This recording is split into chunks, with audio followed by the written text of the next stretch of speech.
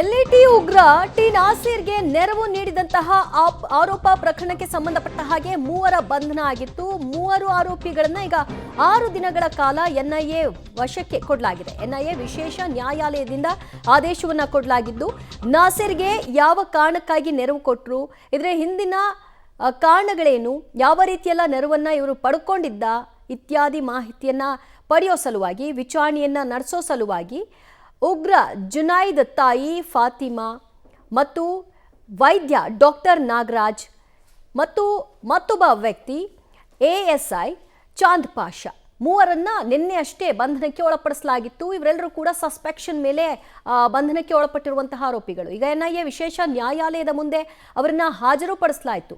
ಅದಾದ ನಂತರದಲ್ಲಿ ಕಸ್ಟಡಿಗೆ ಕೋರಲಾಗಿದೆ.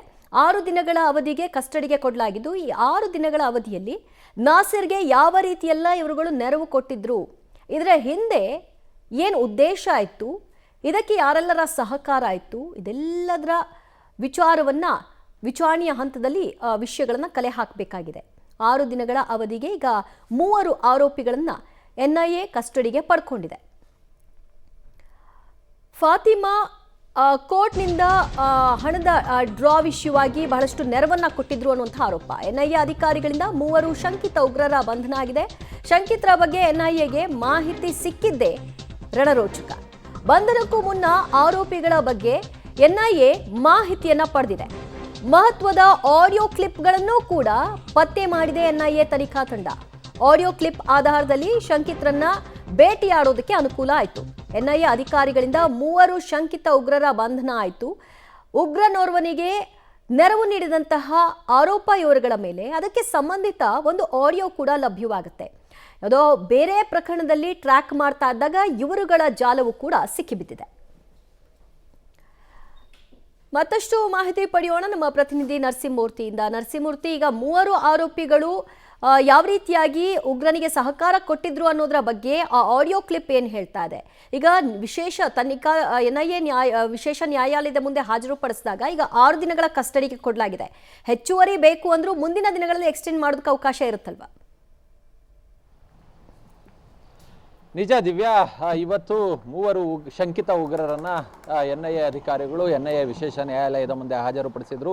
ಎನ್ಐಎ ಪರವಾಗಿ ಪ್ರಸನ್ನ ಕುಮಾರ್ ಅವರು ವಾದ ಮಂಡನೆಯನ್ನ ಮಾಡಿ ಈಗ ಜೈಲಿನಲ್ಲಿರ್ತಕ್ಕಂತಹ ಉಗ್ರ ನಾಸೀರ್ನ ಜೊತೆ ಇವರಿಗೆ ಸಂಪರ್ಕ ಇದೆ, ಅದಕ್ಕೆ ಬೇಕಾದಂತಹ ಆಡಿಯೋ ಸಾಕ್ಷಿಗಳು ಸಿಕ್ಕಿದಾವೆ, ಹೀಗಾಗಿ ಹೆಚ್ಚಿನ ತನಿಖೆ ಅವಶ್ಯಕತೆ ಇದೆ, ಅದ್ರ ಜೊತೆಗೆ ಇವರ ಮೊಬೈಲ್ಗಳನ್ನು ಎಕ್ಸ್ಟ್ರಾಕ್ಟ್ ಮಾಡಬೇಕಿದೆ, ಇವರ ಅಕೌಂಟ್ಗಳ ಪರಿಶೀಲನೆಯನ್ನು ಕೂಡ ನಡೆಸಬೇಕಿದೆ, ಮತ್ತೆ ಇವರು ಹಣಕಾಸನ್ನು ಆತನಿಗೆ ನೆರವು ಕೊಟ್ಟಂತಹ ಒಂದಷ್ಟು ಮಾಹಿತಿಗಳು ಸಿಕ್ಕಿದಾವೆ. ಅದ್ರ ಜೊತೆಗೆ ಜೈಲಿನಲ್ಲಿ ಈತನಿಗೆ ಬೇಕಾದಂತಹ ಸವಲತ್ತುಗಳನ್ನು ಕೊಡೋದು, ಸಿಮ್ಮು ಮತ್ತು ಮೊಬೈಲ್ಗಳನ್ನು ಸಪ್ಲೈ ಮಾಡೋದ್ರ ಬಗ್ಗೆ ಕೂಡ ಒಂದಷ್ಟು ಮಾಹಿತಿಗಳು ಸಿಕ್ಕಿದಾವೆ, ಅದಕ್ಕೆ ಬೇಕಾದಂತಹ ದಾಖಲೆಗಳು ಸಿಕ್ಕಿದಾವೆ.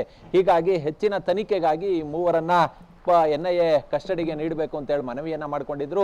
ಇದೀಗ ಎನ್ಐಎ ಮನವಿಯನ್ನ ಅಂಗೀಕರಿಸಿದಂತಹ ಮಾನ್ಯ ನ್ಯಾಯಾಲಯ 6 ದಿನಗಳ ಕಾಲ ಎನ್ಐಎ ಕಸ್ಟಡಿಗೆ ನೀಡಿ ಆದೇಶವನ್ನ ನೀಡಿದೆ. ಅದರಲ್ಲಿ ಪ್ರಮುಖವಾಗಿ A1 ಆರೋಪಿ ನಾಗರಾಜ್, ಈತ ಪರಪ್ಪನ ಅಗ್ರಹಾರ ಜೈಲಿನ ಮನೋ ವೈದ್ಯ, ಈತನೇ ಸಿಮ್ಮು ಮತ್ತೆ ಮೊಬೈಲ್ಗಳನ್ನ ಈ ಉಗ್ರ ಟಿ ನಾಸೀರ್ ಎಲ್ಇಟಿ ಉಗ್ರ ಈತ ಪರಪ್ಪನ ಅಗ್ರಹಾರ ಜೈಲಿನಲ್ಲಿದ್ದಾನೆ.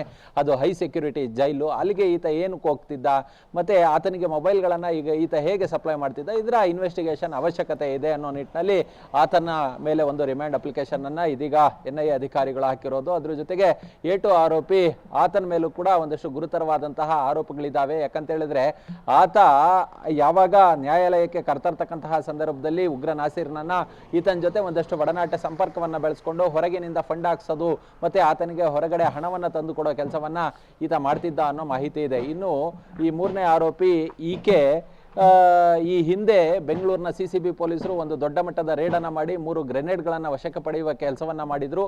ಆ ಒಂದು ಹಿನ್ನೆಲೆಯಲ್ಲಿ ಅದರಲ್ಲಿ ಜುನೈದ್ ಅಂತೇಳಿ ಒಬ್ಬ ಆರೋಪಿ ತಲೆ ಮರೆಸ್ಕೊಂಡಿದ್ದ. A1 ಆರೋಪಿ ಇನ್ನೂ ಕೂಡ ತಲೆ ಮರೆಸ್ಕೊಂಡೇ ಇದ್ದಾನೆ. ಆತನ ತಾಯಿ ಈಕೆ ಈ ಉಗ್ರ ನಾಸೀರ್ನ ಜೊತೆಗೆ ಸಾಕಷ್ಟು ಬಾರಿ ಮಾತನಾಡಿದಾಳೆ. ಉಗ್ರನ ಜೊತೆ ಮಾತನಾಡಿ ಈ ಒಂದಷ್ಟು ಮಾಹಿತಿಯನ್ನ ಮಗನಿಗೆ ಕೊಡ್ತಿದ್ಲು ಅನ್ನೋ ಒಂದು ಗುರುತರ ಆರೋಪದ ಮೇಲೆ ಈ 3ರನ್ನ ಅರೆಸ್ಟ್ ಮಾಡಲಾಗಿದೆ. ಇವತ್ತಿನಿಂದ 6 ದಿನಗಳ ಕಾಲ ಇವರನ್ನ ವಶಕ್ಕೆ ಪಡೆದು ವಿಚಾರಣೆಯನ್ನ ನಡೆಸಲಿದ್ದಾರೆ. ಇನ್ನೂ ಹೆಚ್ಚುವರಿ ಏನಾದರೂ ಇವರಿಗೆ ಬೇಕು ಅನಿಸಿದಂತಹ ಸಂದರ್ಭದಲ್ಲಿ ವಿಚಾರಣೆ ಅವಶ್ಯಕತೆ ಇದೆ, ತನಿಖೆ ಅವಶ್ಯಕತೆ ಇದೆ ಅಂತ ಹೇಳಿ ಅನ್ಸಿದ್ರೆ ಮತ್ತೆ ನ್ಯಾಯಾಲಯಕ್ಕೆ ಮನವಿಯನ್ನ ಮಾಡ್ಕೊಳ್ಳೋದಕ್ಕೆ ಅವಕಾಶ ಇದೆ. ಓಕೆ ಮೂರ್ತಿ, ಸಂಪರ್ಕದಲ್ಲಿರಿ, ಇನ್ನಷ್ಟು ಅಪ್ಡೇಟ್ಸ್ ನಿಮ್ಮಿಂದ ಪಡೆದುಕೊಳ್ತೀವಿ. ಸದ್ಯ ಮಹತ್ವದ ಆಡಿಯೋ ಕ್ಲಿಪ್ನ ಮೂಲಕವಾಗಿ ಎನ್ಐಎ ತನಿಖಾ ತಂಡ ಈ ಮೂವರ ಭೇಟಿಯಾಡಲಿಕ್ಕೆ ಅನುಕೂಲ ಆಯಿತು. ಈಗ ಇವರ ಬ್ಯಾಂಕ್ ಅಕೌಂಟ್ಗಳ ಪರಿಶೀಲನೆ ಆಗಬೇಕು. ಇವರಿಗೆ ಯಾರ್ಯಾರಿಂದ ಹಣ ಯಾವ ರೂಪದಲ್ಲಿ ಬರ್ತಾ ಇತ್ತು, ಎಷ್ಟು ಹಂತಗಳಲ್ಲಿ ಯಾವ ಅವಧಿಯಿಂದ ಇವರಿಗೆ ಹಣ ವರ್ಗಾವಣೆ ಆಗಿದೆ ಅನ್ನೋದು ಕೂಡ ಗೊತ್ತಾಗಬೇಕಾಗಿದೆ. ಮತ್ತು ಅವರ ಮೊಬೈಲ್ನ ಟ್ರ್ಯಾಕಿಂಗ್ ಮಾಡಬೇಕಾಗಿದೆ. ಅವ್ರು ಯಾರ್ಯಾರ ಜೊತೆಗೆ ಸಂಪರ್ಕವನ್ನು ಹೊಂದಿದ್ರು, ಈ ಉಗ್ರರ ಈ ನೆರವಿನ ವಿಚಾರಕ್ಕೆ ಸಂಬಂಧಪಟ್ಟ ಹಾಗೆ ಇವರಿಷ್ಟೇ ಇವ್ರ ಜೊತೆಗೆ ಇದ್ದಂತಹ ಲಿಂಕ್ ಅಥವಾ ಇನ್ನೂ ದೊಡ್ಡ ಜಾಲದ ಜೊತೆಗೆ ಇವರಗಳ ಪಾತ್ರ ಇದೆಯಾ, ಇದರ ಬಗ್ಗೆಯೂ ಕೂಡ ಪರಿಶೀಲನೆ ಆಗಬೇಕು. ಸದ್ಯ ಅವರುಗಳ ಮೊಬೈಲನ್ನು ಕೂಡ ಸೀಸ್ ಮಾಡಲಾಗಿದೆ, ಬ್ಯಾಂಕ್ ಅಕೌಂಟ್ಗಳನ್ನು ಫ್ರೀಸ್ ಮಾಡಿಕೊಳ್ಳಲಾಗಿದೆ. ಅದೆಲ್ಲದರ ಪರಿಶೀಲನೆ ಮಾಡ್ತಾರೆ. ಅದಾದ ನಂತರದಲ್ಲಿ ಇವರುಗಳು ಉಗ್ರರಿಗೆ ಕೊಟ್ಟಂತಹ ನೆರವಿನಲ್ಲಿ ಅವರ ಪಾತ್ರ ಎಷ್ಟು ದೊಡ್ಡದಿದೆ ಅನ್ನೋದು ಕೂಡ ಗೊತ್ತಾಗುತ್ತೆ. ಈಗ ಸಾಮಾನ್ಯವಾಗಿ ಜೈಲಿನಲ್ಲಿ ಯಾವ ರೀತಿಯಾಗಿ ಫೋನ್ಗಳನ್ನು ಮತ್ತೊಂದನ್ನು ವ್ಯವಸ್ಥೆ ಮಾಡಿಕೊಡ್ತಾರೆ ಅನ್ನೋದು ನಾವು ಯಾವಾಗಲೂ ತೋರಿಸಿದ್ದೀವಿ. ಆ ರೂಪದ ನೆರವು ಅಷ್ಟೇನಾ ಇದು ನೋಡಬೇಕು.